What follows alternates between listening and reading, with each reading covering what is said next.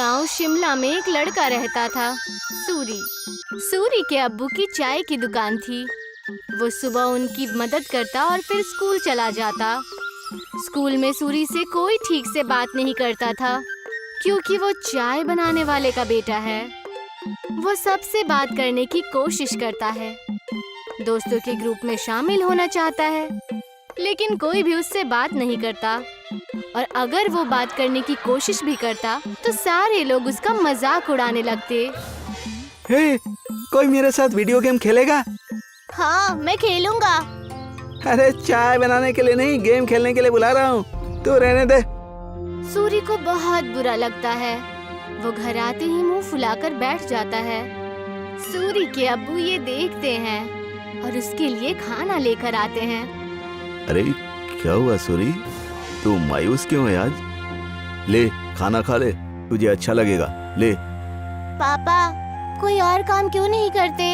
आपको इतने सारे कामों में से यही काम मिला। चाय बनाने में क्या बुराई है? दिन में सबसे ज्यादा लोग इसी के बारे में सोचते हैं। नहीं, मेरे दोस्त तो मजाक उड़ाते हैं, मुझे अपने साथ खेलने में भी शामिल नहीं करते। बोलो कौन सा खेल खेलना है, अभी खेलते हैं। आपके साथ नहीं, उनके साथ खेलना है। ये कहकर वो वहाँ से चला जाता है बिना खाना खाए। सूरी के अब्बू को ये देखकर बहुत बुरा लगता है कि उनकी वजह से उनके बच्चे के दोस्त बहुत दूर जा रहे हैं।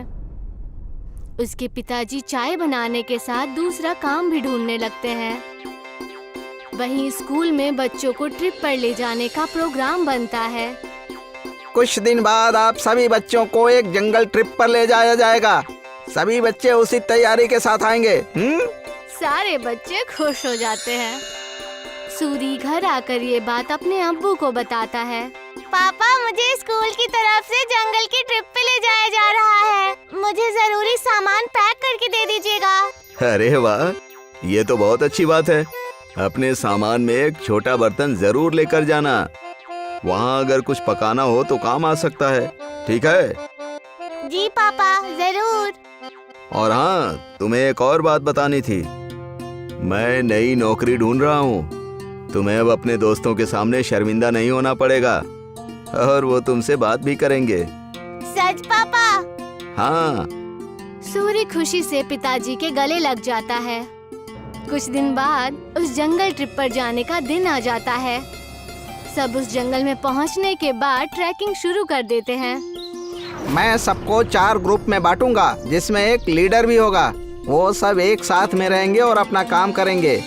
सब अपने लीडर की बात मानेंगे, समझ गए ना? सब अपना बैग लेकर ट्रैकिंग शुरू करते हैं।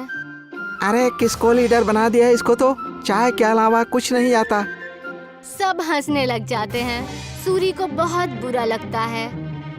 कुछ दूर चलने के बाद वो थक जाता है। चलो यहाँ रुक जाते हैं, थोड़ा खा पी भी लेते हैं। बाकी सभी मान जाते हैं और रुक जाते हैं। नहीं, हम नहीं रुक सकते। अगर हम रुके तो लेट हो जाएंगे और कुछ ही देर में अंधेरा भी होने वाला है। लो, लीडर बना दिया तो अब हम पे हुक्म चला रहा है। नहीं, हम नहीं चलेंगे। तुझे जाना हो तो जा। हम थोड़ा नाश्ता करने के बाद ही ट्रैकिंग शुरू करेंगे। तू जा। सूरी के मना करने के बाद भी वो वहीं रुकते हैं, लेकिन फिर भी सूरी उन्हें नहीं छोड़ता और उनके साथ वहीं रुक जाता है। कुछ ही देर में टीचर और बाकी के बच्चे आगे निकल जाते हैं और वो वहीं रह जाते हैं। थोड़ी देर आराम और नाश्ता करने के बाद वो अपने ट्रैकिंग शुरू करते हैं, लेकिन जल्द ही सूरज डूब जाता है और अंधेरा हो जाता है। अरे ये तो अंधेरा हो गया, अब तो रास्ता भी समझ में नहीं आ रहा। बाकी बच्चे भी डरने लग जाते हैं। कुछ ही वक्त में ऐसा मोड़ आ जाता है जहाँ से रास्ता पता करना मुश्किल हो जाता है और उन्हें वहीं ठहरना पड़ता है। अब तो मुझे भी रास्ता नहीं पता। मेरे ख्याल से हमें आवाज लगानी चाहिए। तुरंत ही वो चारों टीचर और अपने क्लास के विद्यार्थियों को आवाज लगाते हैं, लेकिन बात नहीं बनती। हाँ, टीचर, टीचर, अरे कोई हमें सुन रहा है? हम खो गए हैं, कोई है? सब चिल्लाते हैं लेकिन कोई भी जवाब नहीं आता। लगता है हम बहुत पीछे रह गए हैं। हमें आगे का रास्ता नहीं पता, इसीलिए हमें यहीं रुक जाना चाहिए। हो सकता है अगर आगे गए तो रास्ता भटक जाएं। नहीं, हमें कोशिश करनी चाहिए। क्या मालूम हम सही जगह पहुंच जाएं। रात बहुत हो चुकी है, जानवरों का भी डर है। टीचर थोड़ी देर में हमें खोजते हुए आ ही जाएंगे। हमें यहीं रुकना चाहिए। सबको उसकी बात ठीक लगती है और वो लोग वहीं रुक जाते हैं। कुछ ही देर में रात हो जाती है और तेज ठंडी हवा बहने लगती है और उनके पास बचा खाना भी खत्म होने लगता है।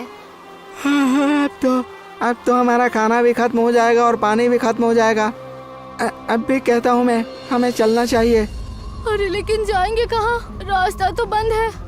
मुझे तो बहुत डर लग रहा है, कहीं कोई जानवर ना हमें खा जाए। मुझे तो बहुत ठंड भी लग रही है। हाँ मुझे भी। मैं आग जलाता हूँ और सब लोग आग जलाते हैं। कुछ देर जलने के बाद आग कम होने लगती है।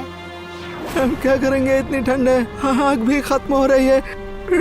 जानवर से नहीं तो ठंड से ठिठुर कर मर जाएंगे। सूरी कुछ सोचता है और कहता है, मेरे पास एक आइडिया है। मेरे पास बर्तन और चाय की पत्ती रखी हुई है बैग में। वो आग बुझने के बाद तक गर्म रहेगी तो हमें भी गर्म रखेगी। सूरी तुरंत वो बर्तन निकालता है और सब उसे अपना पानी दे देते हैं, लेकिन फिर भी पानी कम पड़ता है। वहीं पास में जमीन पर बर्फ पड़ी होती है। वो उसे उठा लेता है। जैसे ही काली चाय बनती है, आग खत्म हो जाती है। सबको बहुत अच्छा लगता है। उसे पीने के बाद सब तारीफ भी करते हैं, लेकिन अयन सिर्फ चुपचाप चाय पीता है। कुछ ही देर में उन्हें पत्तियों की आवाज आती है और वो अपने पीछे की तरफ देखते हैं। वो देखते हैं कि उनके टीचर आ रहे हैं। सब राहत की सांस लेते हैं। कैंप में पहुंचने के बाद जब टीचर उनकी तारीफें करते हैं तो अयन कहता है कि वो महफूज उनके लीडर सूरी की वजह से है। ये सुनकर सूरी को बेहद खुशी होती है। सूरी की कहानी सुनकर सब उससे दोस्ती करने आते हैं। अगर आज सूरी को चाय बनानी नहीं आती तो शायद सब उसके दोस्त नहीं बनते। आज पहली बार उसे चाय वाला होने पर खुशी हो रही थी।